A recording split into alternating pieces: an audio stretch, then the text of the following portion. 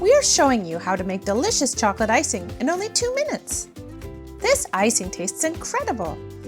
You only need 5 simple ingredients.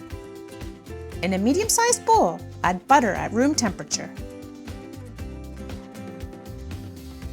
Next, add icing sugar. If you can, use good quality cocoa powder, as the chocolate icing will taste better that way. Add it to the bowl, followed by salt and hot milk of any kind.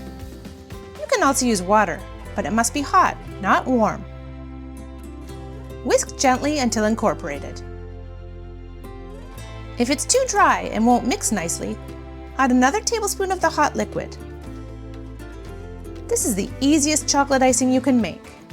It has a strong sweet flavor, and it's perfect for all kinds of cakes and cupcakes.